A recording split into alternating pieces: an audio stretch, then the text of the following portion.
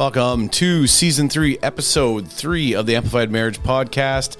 Today we are talking about endurance makes the heart grow fonder.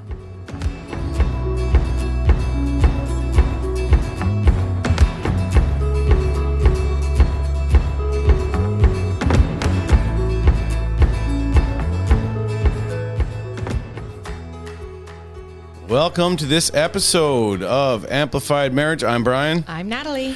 Wherever you are, whatever you're doing, you hear us say this all the time. Get comfy, grab whatever you need to, put on those headphones, go for a run.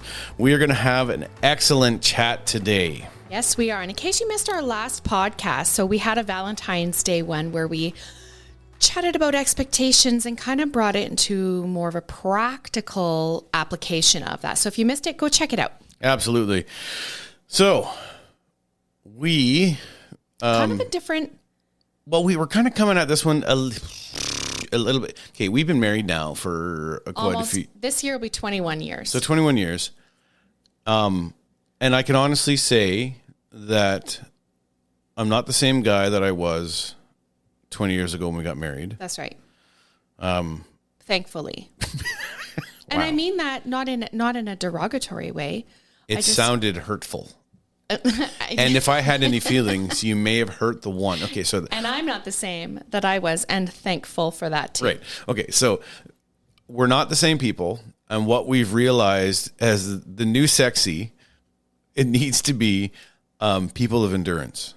I think so. What, right? And so what we kind of want to go at this at a little bit of a different way that we usually would with our podcast. We're like, here's a bunch of tips. We kind of are basing this off of a scripture out of Hebrews. Yeah.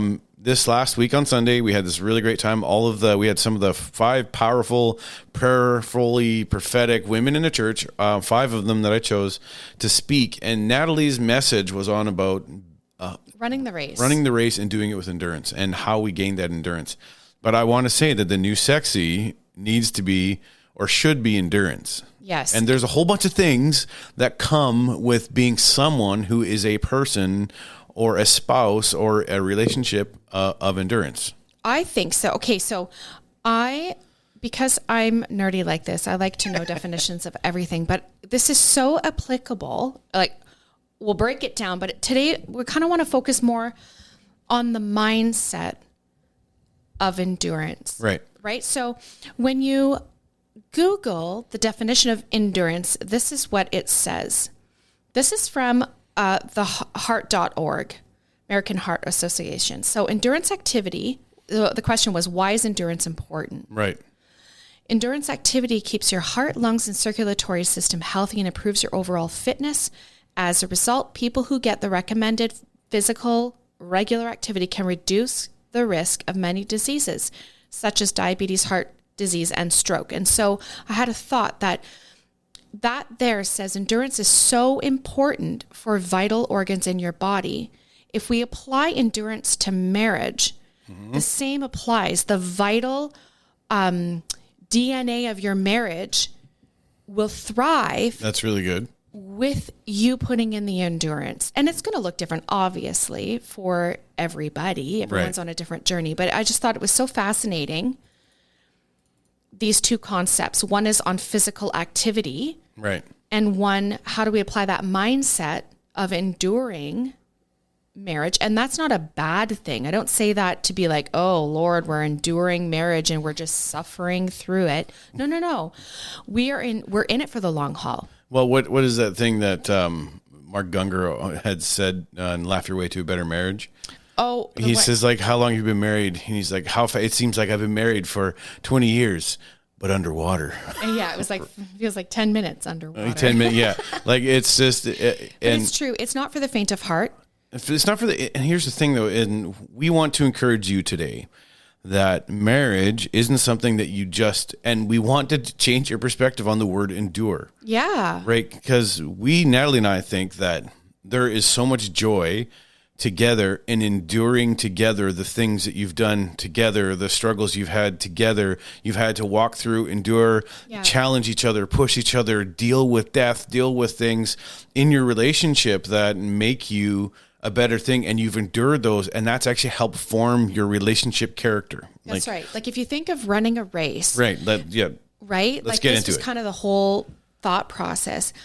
When you're running a race, there's an exhilaration that comes from crossing the finish line. Right. There's an excitement and anticipation of, I'm sure athletes go through this, of winning. Right. Right? Well, the same thing applies to marriage. There's something, yes, hard times come, and yes, obstacles stand in your way, but there is an exhilaration that comes when you've crossed onto the other side of that mountain, so to speak, with your spouse. Right. Did you let's read this definition of active persistence. Mm-hmm. Right. It says the fact of continuing on a course of action in spite of of difficulty or opposition. I love that this is so that active persistence when we're talking about in running the race, right? That's the drive. And if we apply that same principle to marriage, I just love that word, the fact of it's immovable. Right. It is sure. It is steady. It isn't wishy-washy. It isn't, one moment I've got this thought, the next moment I'm not. It's not undecided. The fact is this: you are steady on a course. You are committed to continuing on a course of action in spite of difficulty or opposition. I love that. Right. And the thing about being in marriage, there is, this came to mind, is I read a book. I think the title is called Can't Stop Me, but the author's name was David Goggins. David Goggins was a Navy SEAL, come from a really bad neighborhood, grew up bad, had seen death at a young age, and he had just teachers and everyone telling him that he couldn't amount to anything. Right. And he ended up being a Navy SEAL, and that's highest training in the U.S. military, to be a Navy SEAL. And he did something, and we're talking about running this race.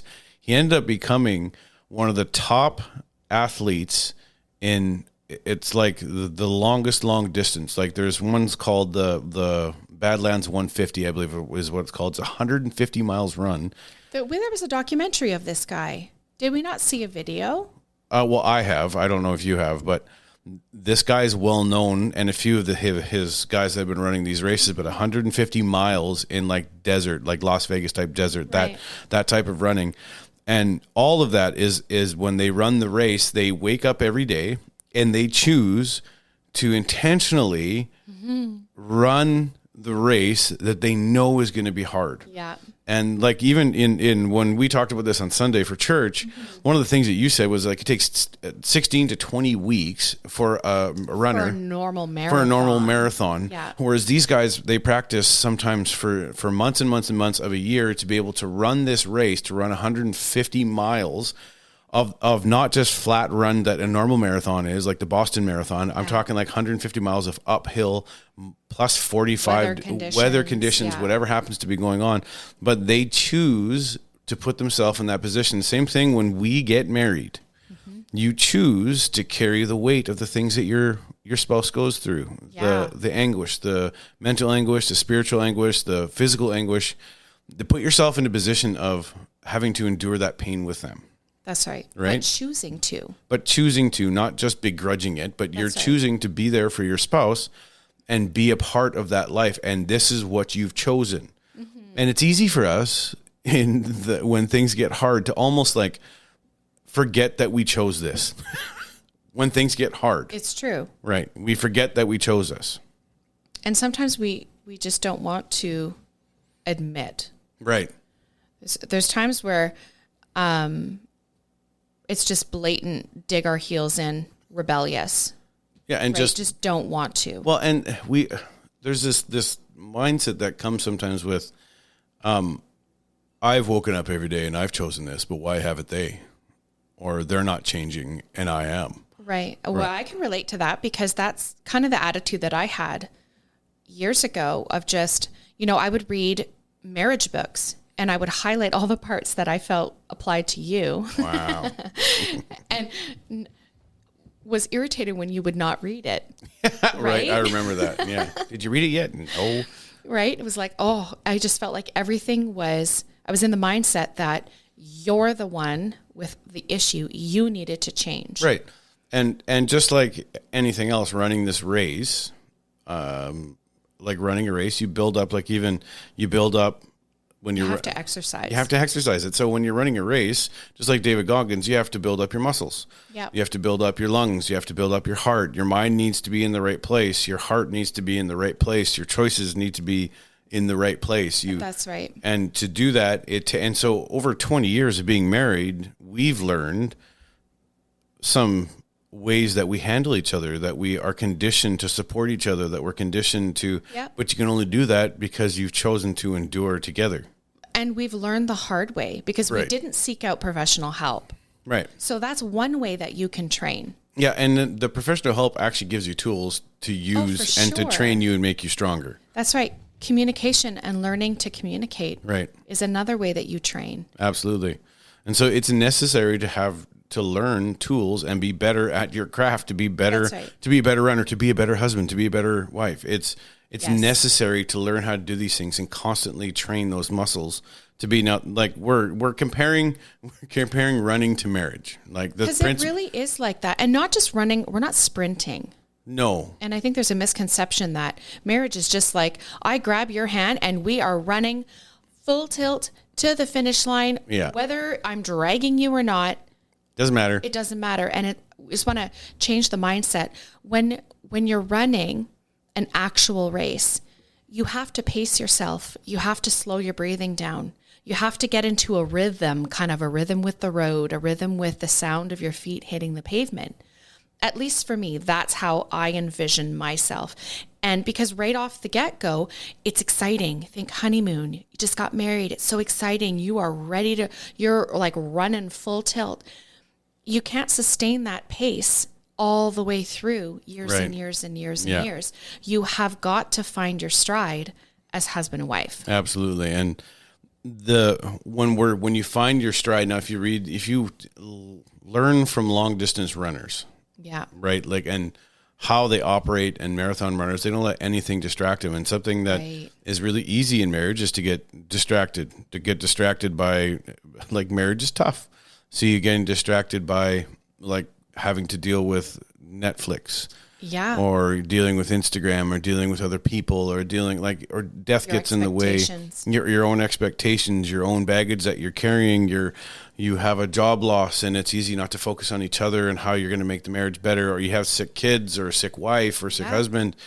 Crisis. Like, what is our friend? We heard this yesterday Our from friend Des. our friend Des. He's one of our worship leaders at our church, and she said this: crisis reveals what you value. Oh, mic drop. Mic drop. Like, when you're in the middle of a crisis with your spouse, how you respond in that moment really shows what you value. That's right. And as we're talking about like the training and, Right. and the not losing focus and being really kind of like tunnel vision Right. Yeah. Yeah. for the goal. The goal is a long life together. Yeah. That's the goal. Yeah. And if you are not utilizing the tools that are available, it's so easy to shift your focus onto kind of useless and meaningless things. So, for example, all those years ago when I would watch Real Housewives of Orange County, Yeah. right? Because I was dissatisfied with the financial struggles that we had, I turned my attention to that. It was so dumb. But it filled and it fueled my, what's the word?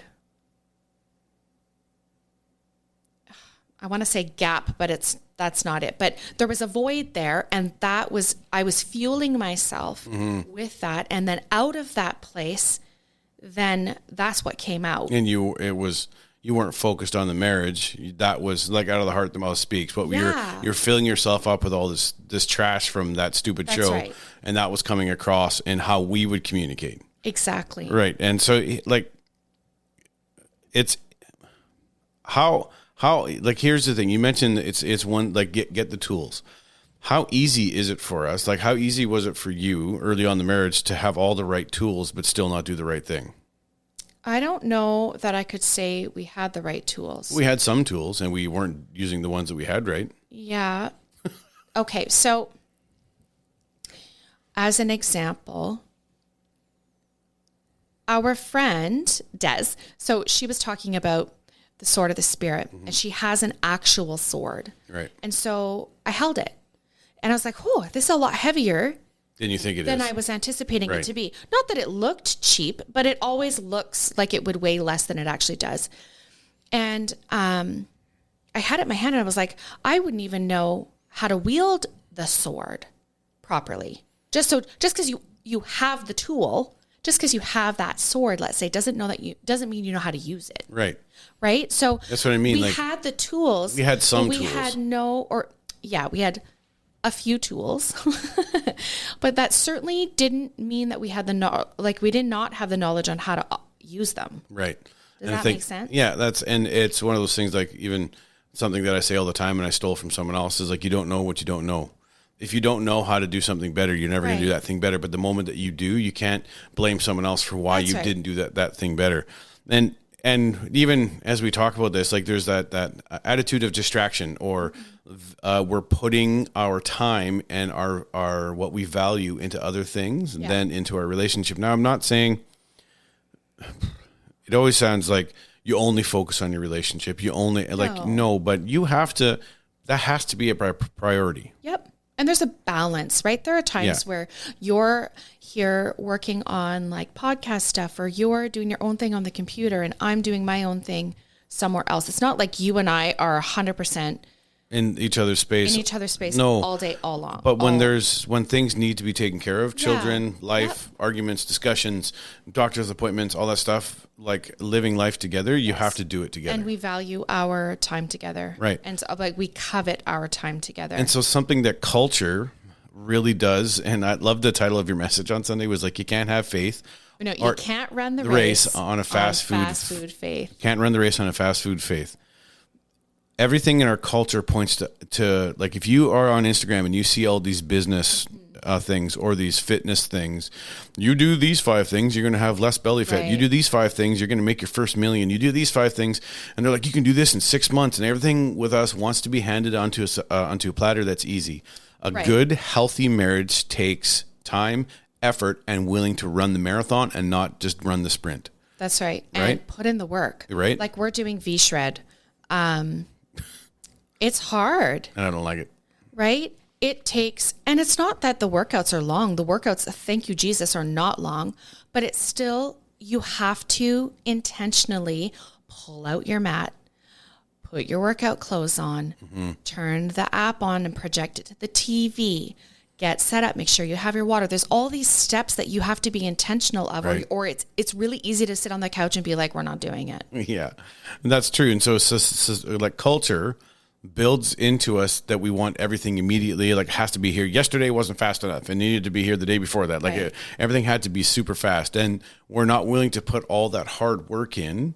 And we want a participation ribbon just for showing up in the marriage. Like, Yeah, what was it you were saying earlier where it was like, oh, I said I loved you on our wedding day. now I don't have to say it anymore. And, right? So if it changes, I'll let you know. Have you ever heard that one? Right. That's what we're talking about of Yeah. like, you are just participating. You're not actively pursuing. Well, and there was Right? this. We want to challenge you. Right. Actively pursue your partner, your Right. spouse. And there's this other attitude. There was an article I read that said that people that get divorced before 30 years old look at their current the relationship that they were divorced from as a practice marriage, thinking that's not who I wanted to stay with forever. So you're already building into your relationship an attitude of an out. And we would say, try not to give yourself this space for an out. Like, I don't like what she said today or he said today, so I'm going to leave. Yeah, it's true. And, we're just going to try each other out to see Right. if we're compatible. We've heard that one so many times. Yeah. Pretty much anybody can be compatible Yeah, we think for the most part. there's right? probably some There's- that just right? aren't. But if you are, and we were talking about like compatibility and when we were prepping, and obviously if I wanted children and you didn't, and you were adamant and I knew that, then we wouldn't be married. Right. Do you know what I mean? So obviously knowing and sharing a commonality is super important. Well, a commonality, a common Your value spiritual system. beliefs, right? Like- You want to be aligned Yeah. in those kind of major topics. Right. And you want to talk about all of that stuff. Like, and here's the practice spouse is a crazy thing. Like, I can't even, like, but we want what we want fast without any of the work. That's right. And we're saying that to have a healthy, like a good, healthy marriage, you actually have to be willing to put in the work, and it's not a short term, right? No. Like we see all over, and this drives me crazy. Like, there's all these like websites, like Ashley Madison is a Canadian website designed Is to. it really Canadian? Yeah, it's Canadian. It's designed to, if you're married, for you to find someone to sleep with. That's what it's for. It's designed for you to make it easy for you to commit adultery. That's what it's for. You see Facebook videos and Instagram videos where there's these whole channels that are dedicated just to having a side girl.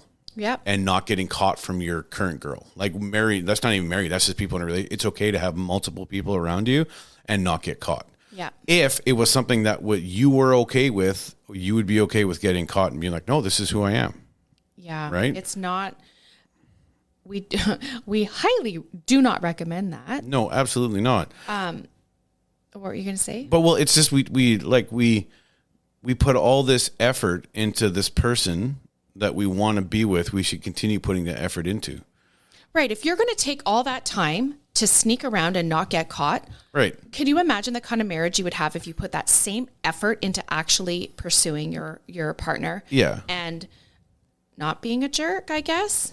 Like, honestly, Right. right? What would happen? What would change if your perspective, if you're so interested in the grass is greener mentality, if you focused your attention on making your marriage a much better environment? Right. And it's like, what did we hear? It's like, what if we took the preparation of building our marriage as serious as we took binging up our Netflix show? Exactly. Like- and then, like, honestly, what are you watching on Netflix? Right. Because that's going to really determine the trajectory of your marriage. Right. Because what you're going to watch on TV, what the things that you value. Exactly. Like, Right. we are very careful We try to be, yeah. with what we watch. Right. We don't watch steamy scenes. And sex and threesomes and any of that No. stuff, because that stuff is just, we don't need that. And that, like, we don't want to have that as part of our relationship. No. and to be part of how we evolve as a couple, which is interesting because we were talking earlier about evolve, or like character development. Yeah. Like developing as a husband, developing as a father, but developing as a partner. We want to, like I said at the very beginning, I'm not the same guy that I was 20 years ago. Like the core of what you fell in love with has to be there, I would assume. Absolutely. Like, You're looking at me like you don't believe me. well, No, it is there. It's just, it was an unrefined you, right. I guess. And it was an unrefined me. And it was two people with very different pasts. That chose to wake up and run the race together Right. every And day. Well, most days. No, we did, even though otherwise we wouldn't be together. That's fair. So we did choose it. Sometimes it was begrudging, Yeah, there's definitely begrudging moments. right? Well, and what we were saying is we want to evolve. As a couple, if you are, years into your marriage and you still are doing the same silly things you were doing when you were dating that weren't healthy, that should be a red flag in your That relationship. maybe something needs to change. That something might need to change, right? Right. Because I look at who I am now at 42. You're going to say your age. I am going to say my age. At 42 years old, 3 kids later, 21 years almost married. I am so glad that who I was then has shaped, because I've allowed myself to be kind of transformed Right. as we've gone through. But it's shaped who I am. That me is still there. Well, and also the important thing too is that even in the times that we were argumentative and fighting and we didn't want to change, still there was change that happened. Absolutely. Like eventually when you're like, you know what, this There isn't was working. change. We just don't want to admit it because none of us wanted to be wrong. Yeah, right. But there is change. And so we believe that people can change. And anyone that says you can't just doesn't want to change. Like, I know someone that always has said many times, I am who I am and I'm never going to change. Well, you're setting yourself up not to change, not to grow, not to mature. That's just who you are. There's no, like, there is no journey together then. no, then you're just doing it on your own. You are who you are, and you expect that other person just to accept you as you are. Now, that is true. Yeah. Like when you get married, you're making that decision that I'm going to love this person even with their flaws. Yeah. But you also, like, do you know what the sexiest thing is when your spouse is actively working on improving themselves? Absolutely. Like physically, emotionally, Yeah. spiritually, that's sexy. Yeah. That faithfulness is sexy. Commitment is sexy. Enduring the race, that's sexy. Like, Exactly. And for us, like our kids are still at home, there's a legacy there. We've got 6 eyes watching us, right. right? And we value marriage. We value our marriage. And so we want to create that atmosphere. And our children, I mean, we've had them on the podcast. We don't shy away from speaking our minds in front of our children. Yeah. And we don't shy away from conflict and resolution and affection and public displays of affection. We don't shy away from that when our kids are around, right? They see that all. The good, the bad, and the ugly. Want to create an atmosphere where our children look at marriage not as a scary, I never want to do that, but that they're excited Right. for it. That's Yeah. the legacy we're leaving. So when I had said that, keep in stride with your spouse. I mean, we've counseled people that one spouse was miles ahead of the other. And you had said there's some couples that they weren't even in the same race. No, the one was on a couch watching from the sidelines and one was moving forward. And they ended up, there was already issues when the coaching started. Yeah. And then as we coached further and further, we always coach to restoration. We always coach to health. We always believe that people, Yeah. if you love each other, you can make things work. But you have to be willing. But to you change. both have to be willing to work. You have to be willing to change. You have to be willing to step into, you have to be willing to run that race together and even make an effort to love the things they love. Not as so much so that you're like, because we talked about this before. You Yeah. hate going to the music store with me. I hate going to Michael's. It's one of the worst things ever. I hate going to art stores, art supply stores. That's right. But I like being with you, so I go. So we will, exactly. Right. But there's couples that we've coached that won't even do that. They won't even you're going, no. And sometimes I'm just like straight up, I'm not going to Michael's today. I just don't have it in me to go there. And she's like, yeah, I get it. And she'll take one of the kids and then they'll go. But it's not in every time that no, the things that I love that you shoot down. Right. Do you know No, what I mean? no. And vice versa. I will suffer through the music store, and I'm musical, rarely. but I'm musical vocally. Yeah, not instrumentally. And so, I like to think I can play the piano, but I don't want to sit around while you're trying out all the different guitars because you play guitar. Whoa. That is fantastic. But marriage is not just about me. Right. And it's about two people running That's that right. race hand in hand. This sounds so cheesy when you say it, like hand in hand, running in the same gotta- stride. And you got to figure out each other's heart and figure out each other's pace. Yeah. Right. And work together Out of that place. out of that place. Any final thoughts? What do you got for final thoughts? Give me a final thought. It needs to be wise. Needs to be wise. I don't know. This one was really, Bittersweet. I don't Almost. think bittersweet. Bitter? I think, not bitter at all. I think we don't really talk about Enduring. enduring in that capacity. Like good enduring. Yeah. Well, most of the time we think of enduring as like we've slaved away, we've trudged through the mud. Like Lord of the Rings trying to get to Mordor. right? You just like endure. But if you can flip the script and the narrative that you choose to look through the lens of, hey, as a fact, I'm choosing to be immovable. I'm choosing to, despite whatever comes our way, and some things you created right. the situation, and some things just happen because they just happen, Yeah. right? But like endurance makes the heart grow fonder. Right. And it does. It does, making that active choice. Endurance is the new sexy. I think so. We're just trying to. We're gonna try and trend it. Well, I wish we don't have Twitter. We're gonna try and trend this in the podcast world. Endurance is the new sexy. And you take endurance to mean whatever you want it to mean. We believe that us enduring together over the years makes each other more attractive, not less attractive. Not that we've like been beaten up and we just don't like each other anymore. We're just enduring together. We're like, no, we've endured. We're just existing. Oh, that's the word. Existing in the same space. No, we are thriving. And we are enduring life together in a good way. Like it's a healthy, enduring work. And I love growing old with you. Yeah, with all my gray. I love it. That's why I shave it off. Well, mostly. I try to Well, if you like our podcast, and we really appreciate you. It does mean a lot when you share it. When you share it, when you let people know about us, when you send us emails, you can follow us on Instagram and on Facebook. We are going to endeavor to be more engaged in those platforms, but we just love when you actually just hang out and just let us know if you do have any questions or any topics or anything you want us to actually discuss or an idea. Just let us know at amplifiedmarriage@gmail.com. We'd love the chance to hear from you. And as you've heard us say before, we believe that marriage can be reset, refreshed, recharged, and restored. Thanks so much for listening. Talk to you soon.